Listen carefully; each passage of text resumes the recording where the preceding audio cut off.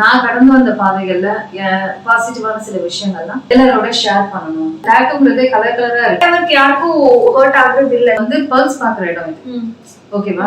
இந்த இடத்துல ஊசி குத்துற மாதிரி இந்த இடத்துல எல்லாம் டாட்டூ போட்டுருக்காங்க. எங்கெங்கயோ போடுறீங்க பேக்ல. டாட்டூ வந்து ஒரு ஜென்ஸ் தான் போடுறான். அப்ப கண்ட இடத்தை காட்டி நீங்க வந்து டாட்டூ போடுறீங்க. நீங்க யோசிக்கிறது நான் ஏத்துக்க முடியல. ஏன்னா அவரை மிஸ்பிஹேவ் பண்ண ட்ரை பண்ணலாம், துணியும் போடணும். இனிமே ஜென்மத்துக்கு இந்த மாதிரிலாம் ட்ரெஸ் பண்ணக்கூடாது அப்படிங்கிற ஒரு ஃபீல் வந்து இன்னைக்கு காலகட்டத்துல அப்படில போகணும்னு அவசியம் இல்ல. ரிஸ்க் எடுக்கிறீங்க, உங்க உயிருக்கு ஆபத்தான நிலைமை வருது. எப்படி இருக்கு? ஹாய் தாக்ஷ்னா, நல்லா இருக்கேன். நீங்க எப்படி இருக்கீங்க? நல்லா இருக்கு. நம்ம வந்துட்டு 3 years ஒன்னா ஒர்க் பண்ணிட்டு இருந்தோம். ஆமா. அதுக்கப்புறம் 3 yearsக்கு அப்புறம் இப்போ டச்ல தான் இருக்கோம். ஆமா, கான்டாக்ட்ல தான் இருக்கோம்.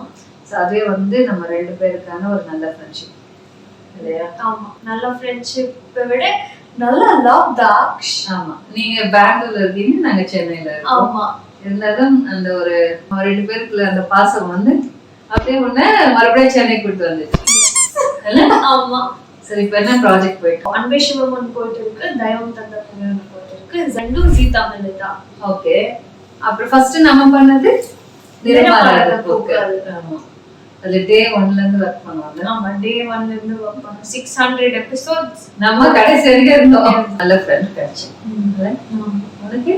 எனக்கு என்னது சிரிப்பு கலுக்குன்ட்டு? பொண்ணுன்னா நல்லா கலகலன்னு சிரிக்க வேணா? உனக்கு? எனக்கும் அப்படிதான். கடவுள் வந்து உலகத்தை நல்லபடியா படைச்சாரு அப்படிங்கறது பைபிள், குரான், பகவத்கீதை அப்படிங்கிறாங்க. 3 விஷயத்துல நான் படிச்சது வந்து பகவத்கீதை படிச்சதுமே எனக்கு கொஞ்சம் சில விஷயங்கள் புரியல. என்னன்னா அது கொஞ்சம் கொஞ்சமா அதை டிரான்ஸ்லேட் பண்ணி அது ஃபர்ஸ்ட் ஒரு நாள் லைன் ஒரு மாதிரி இருக்கும், அதுக்கப்புறம் டீடைல் அந்த மாதிரி வந்துட்டு இருக்கும். அதுக்கப்புறம் பாத்தீங்கன்னா பைபிள்ல எனக்கு கிளியரா இருந்தது. ஒரு சில விஷயங்கள்ல வந்து இன்டைரக்டா இருக்கும், உவமை அப்படின்னு சொல்லுவாங்க, இன்டைரக்டா இருக்கும் அந்த வார்த்தைகள்லாம். ஆனா அது கொஞ்சம் எனக்கு ஈஸியா கேட்ச் ஆச்சு, புரிஞ்சுது என்னன்னு சொல்லிட்டு. இப்ப தமிழ்ல வந்து அந்த காலத்துல எல்லாம் வந்துட்டு ராஜாக்கள் காலத்துல என்ன பண்ணுவாங்கன்னா அமருங்கள் அப்படின்னுவாங்க. அமருங்கள் மீனிங் என்னன்னா உட்காருங்க. நம்ம இப்ப வந்து உட்காருங்கன்னு சொன்னாங்க. சோ அந்த மாதிரி சில விஷயங்கள் இன்டைரக்டா அதுல தமிழ்லதான் இருக்கும். இங்கிலீஷ், ஹிந்தி எல்லாத்துலயும் தான் இருக்கு. பட் தமிழ்ல வந்து அதுல என்ன அன்னைக்கு நடந்த விஷயங்களோ உள்ள அர்த்தமா அப்படி போட்டிருப்பாங்க. அதுல பாத்தீங்கன்னா இந்த உலகம் வந்து கடவுள், இப்ப வந்து நம்ம சிவன் சொல்றாங்க, அப்புறம் இயேசுன்னு சொல்றாங்க. இந்த உலகத்தை படைச்சோம், இயேசுவோட அப்பா அப்படின்னு சில விஷயங்கள்லாம் போயிட்டு இருக்கு. சோ கடவுள் படைச்சார். மொத்தத்துல நம்மளை பொறுத்த வரைக்கும் அது நீண்டு தானே, இதுதானே வந்து இப்ப நான் என்ன உங்களை சொல்றது? ஆமா, நம்ம இதுதான். ஓகேவா? சோ அப்படி இருந்து எப்படியோ கடவுள் வந்து உலகத்தை நல்லபடியா படைச்சாரு. நம்ம எல்லாம் சந்தோஷமா வாழ்ந்தா இந்த வானம் பூமி எல்லாமே நல்லபடியா இருந்துச்சு. அதுக்கப்புறம் பாத்தீங்கன்னா அது ஏதோ கொலாப்ஸ் ஆயிட்டு இன்னைக்கு லெவல் பாத்தீங்கன்னா, அன்னைக்கு ஒரு 20 வருஷத்துக்கு முன்னாடி பாத்தீங்கன்னா எல்லாரும் கூட்டு குடும்பமா அன்பா அஃபெக்ஷனா இருந்தாங்க. அம்மா ஒரு மரியாதை இருந்துச்சு, ஒரு பாசம் இருந்துச்சு. அதே மாதிரி ரிலேட்டிவ்ஸ் எல்லாம் இருப்பாங்க, அத்தை, மாமா, பாட்டி எல்லாருமே இருப்பாங்க. அவங்க மேல ஒரு மரியாதை இருந்துச்சு. எல்லாருமே கூட்டு குடும்பமா ஜாலியா இருப்பாங்க, ரொம்ப ஹாப்பியா இருப்பாங்க. அப்ப என்ன, வேலைக்கு போவாங்க, சமைப்பாங்க, சாப்பிடுவாங்க, நிம்மதியா தூங்குவாங்க. அந்த மாதிரி தான் இருந்துச்சு. மிஷின் மாதிரி ஓடுறது வந்துட்டு இருக்கும்னு நினைக்கிறேன், உனக்கே தெரியும். சோ எல்லாருமே ஃபாஸ்டா ஓடிட்டே இருக்காங்க. எதுக்குன்னு அது அவங்களுக்கே தெரியல. எல்லாருமே நிம்மதியா இருந்த மாதிரி இருக்காங்க. அதுதான் இன்னைக்கு காலகட்டத்துல இது நடந்துட்டு இருக்கு. ஆனா நிறைய விஷயங்கள் பார்த்தாலும் எல்லாமே கொலாப்ஸாவே போயிட்டு இருக்கு இல்லையா? பர்ஃபெக்டா இல்ல. சின்ன சின்ன விஷயங்கள் கூட வீட்லயும் வந்து யாருமே சரியான ஒரு அண்டர்ஸ்டாண்டிங்ல இல்ல. அதனால நிறைய விஷயங்கள் இருக்கு. சின்ன சின்ன விஷயங்கள் ஏதோ நான் டிராவல் பண்ணி வந்து இத்தனை வருஷம் காலத்துல நாங்க அந்த அப்போ இருந்த ஒரு 20 வருஷத்துக்கு முன்னாடி எங்க பேரண்ட்ஸோட நாங்க இருந்தது. அந்த 20 வருஷத்துக்கு அப்புறம் இப்ப பாத்தீங்கன்னா ரொம்ப ஃபாஸ்ட் லைஃபா இருக்கு.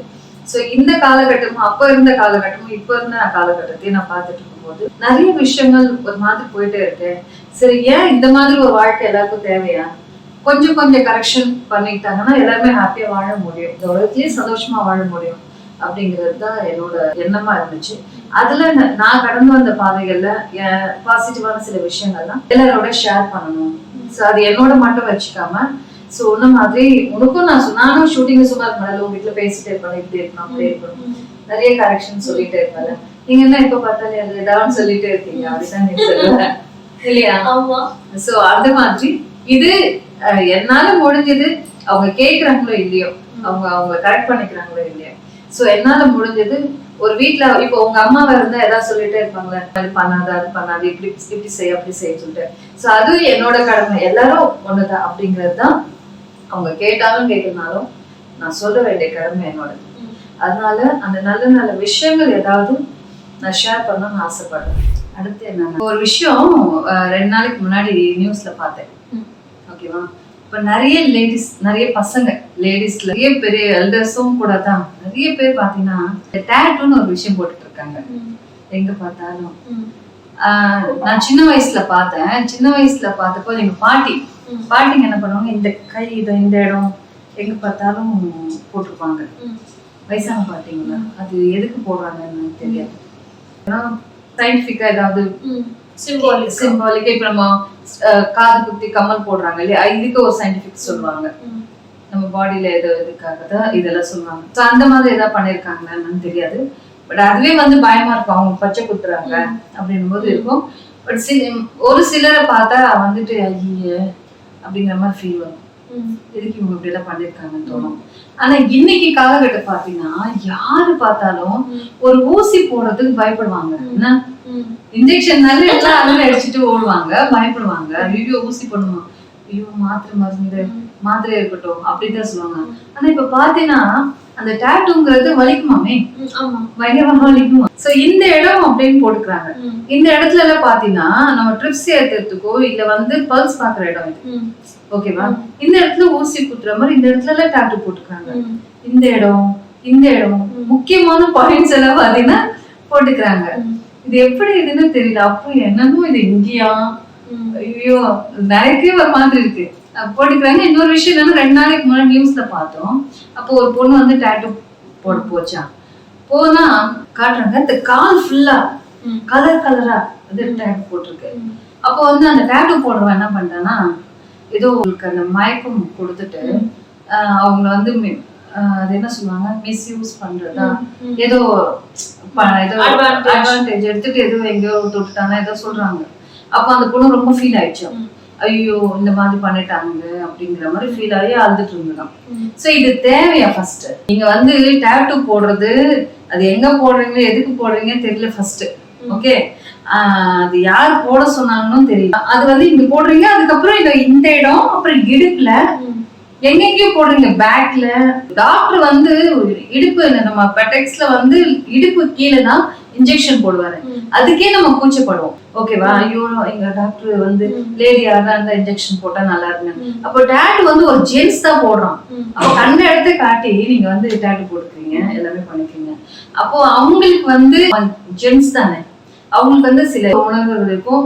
அதுவும் மயக்கம் கொடுத்தா இதை பண்ண, இதெல்லாம் நமக்கு தேவை அப்படிங்கிறது. நம்மளே கூலி கொடுத்து சூனியம் வச்சுக்கிற மாதிரி நம்மளே அந்த வினையை தேடிக்கிறோம். அதுக்கப்புறம் நமக்கு இந்த மாதிரி பண்றாங்க அப்படின்னு சொல்லி கம்ப்ளைண்டா போனா என்ன அர்த்தம்? நம்ம முதல்ல கரெக்டா இருக்கணும்ல.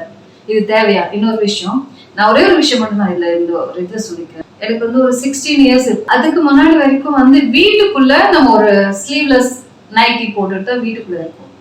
அப்போ அந்த ஸ்டேஜ்ல நம்ம சினிமால இருந்ததுனால என்ன ஆச்சு, ரொம்ப ட்ரெஸ்ன்னு சொல்லுவாங்க இல்லையா, ரொம்ப இதுல இருக்குதான் போட்டுப்பாங்கன்னு சொல்லிட்டு அந்த நேரத்துல ஷார்ட்ஸ் ஒரு டிஷர்ட் செட்டா வரும், அந்த மாதிரி போட்டுட்டு போய் ஒரு ஹிந்தி கிளாஸ்க்கு போயிட்டு வந்துட்டு இருந்தோம். ரோட்ல இருக்கும், போயிட்டு அந்த ஒரு 2 டைம்ஸ் தான் போட்டிருப்பேன். செகண்ட் டே போட்டுட்டு ரிட்டர்ன் வரும்போது பார்த்தா திடீர்னு எனக்குள்ள ஒரு கூச்சம், ஒரு பயம், கூச்சம் வந்துருச்சு. இதுதான் இங்கதான் வந்துட்டு இருக்கோம், அங்கதான் கொஞ்சம் தூரத்துல வீடு இருக்கு. இந்த அங்க கீழே கடைங்க இதெல்லாம் இருக்கும். இதை கடந்து நான் வீட்டுக்குள்ள போயாகணும், பிளாட்டுக்கு போயாகணும். எப்படிங்கிற மாதிரி ஒரு ஃபீல் வந்துச்சு, ஒரு பயம் வந்துச்சு. ஒரு என்னமோ நம்ம அச்சம் நாணம் மடம் பயப்பன்னு சொல்றாங்களே, அவளும் பெண் தானே, அவளுக்கும் அச்சம் மடம் நாணம் அப்புறம் என்ன பயிர்ப்பு இதெல்லாம் இருக்கத்தானே செய்யும் லேடிஸ்களா. சோ அந்த மாதிரி அந்த நேரத்துல அதான் வந்தது போல இருக்கு. அந்த மாதிரி உனக்கு என் மைண்ட் சொல்லு, உனக்கு இந்த ட்ரெஸ் தேவையா, இந்த மாதிரி நீ ட்ரெஸ் பண்ணணுமா, சரி ஓகே நான் இப்ப வீடு போய் சேர்ந்து என்ன பண்றது அப்படிங்கிற சத்தியமா சொல்றேன். அந்த மாதிரி ஒரு ஃபீல் வந்துச்சு. இனிமே ஜென்மத்துக்கு இந்த மாதிரிலாம் ட்ரெஸ் பண்ணக்கூடாது அப்படிங்கிற ஒரு ஃபீல் அந்த ட்ரெஸ் அந்த 1 day 2 days தான். ஏன்னா தைஸ் இது வரைக்கும் தான் முட்டிக்காலுக்கு மேல இருந்துச்சு, அவ்வளவுதான். அதுவே ஒரு மாதிரி நமக்கு அந்த ஒரு ஃபீல் வந்துச்சு. சோ இது வந்து பொதுவா எல்லா பெண்களுக்குமான ஒரு உணர்வு. சொன்னது என்னன்னா அச்சம், நாணம், மடம், பயிர்ப்பு, இதெல்லாம் ஒரு பெண்ணுக்கு வேணும் அப்படின்னு சொல்லுவாங்க. ட்ரெஸ் வந்து அவங்க பார்வைக்கு ஒருத்தர மாதிரி இருக்க கூடாது அப்படின்னு சொல்லுவாங்க. சோ அப்பெல்லாம் பாத்தீங்கன்னா கொஞ்சம் தலை நிமிராம போனவங்க இருக்காங்க. நான் அதெல்லாம் பார்த்திருக்கேன், பார்த்து வந்திருக்கேன்.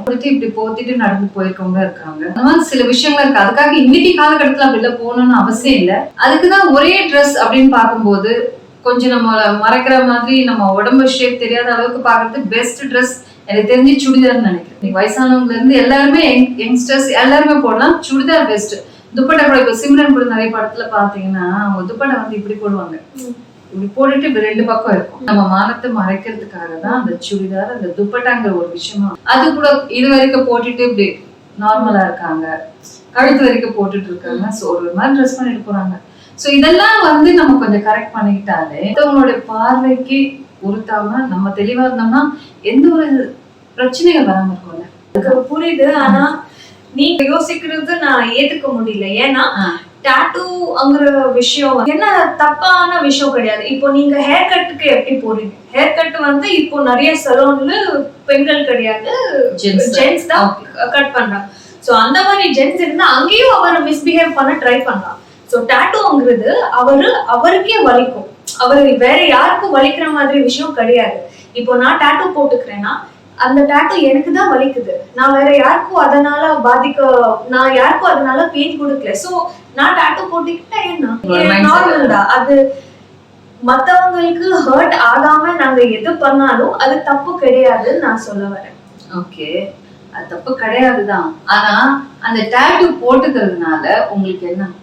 அதாவது நீங்க மத்தவங்க பார்வைக்கு இந்த இடத்துல டாட்டூ போடுறீங்க, இந்த இடத்துல பாக்குறாங்களே லோ நெக் போட்டுட்டு நானும் டாட்டூ போட்டிருக்க பாருங்கிற மாதிரி காட்டுறீங்களே, இந்த இடத்துல அந்த மாதிரி காட்டுறீங்களே, உங்களுக்கு தெரியுற மாதிரி தானே. அந்த டாட்டூ வந்து எதுக்கு?